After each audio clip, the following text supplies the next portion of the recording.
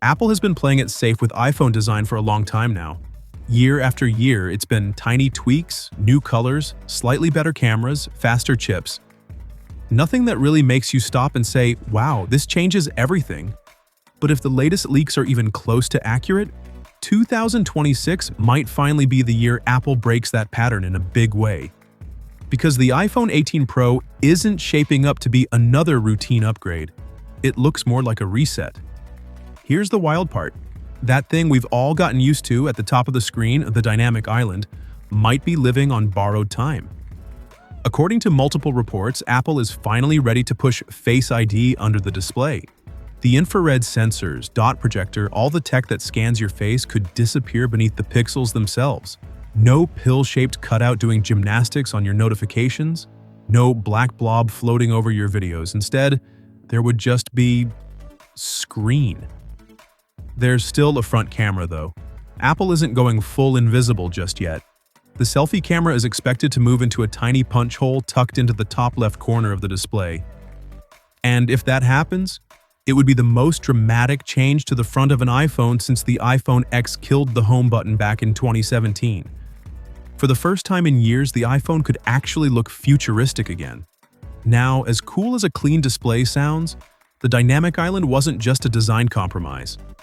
Apple turned it into a feature, and honestly, a pretty good one. Live activities, navigation, music controls, it actually feels useful, so if Apple removes it, they're going to need a replacement that's just as clever, if not better. Knowing Apple, they probably already have something cooking in iOS that we haven't seen yet.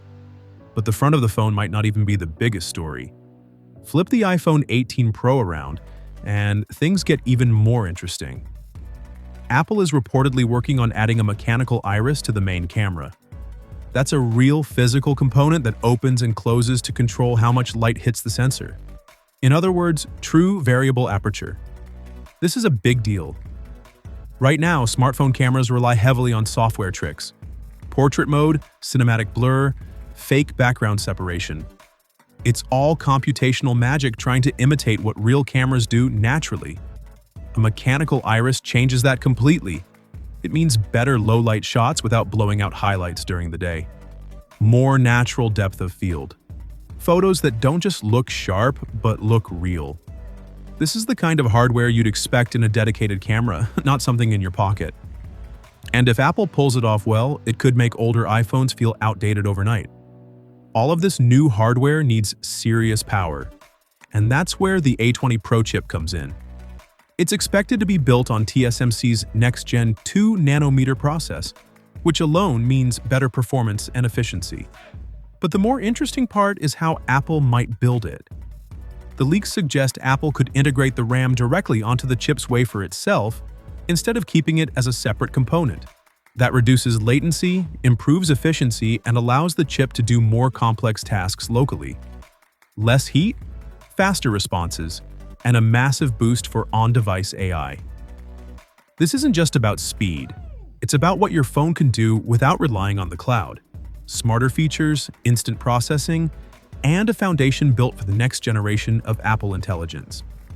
When you step back and look at everything together, the invisible Face ID, the redesigned display, the mechanical camera system, and a completely new chip architecture, it becomes clear what Apple is doing. They're not just polishing the iPhone anymore.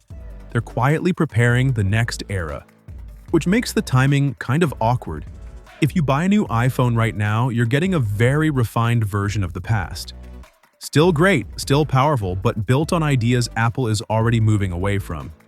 The iPhone 18 Pro looks like the moment where Apple finally jumps forward again, not by one step, but by several. So the real question isn't whether these leaks are exciting.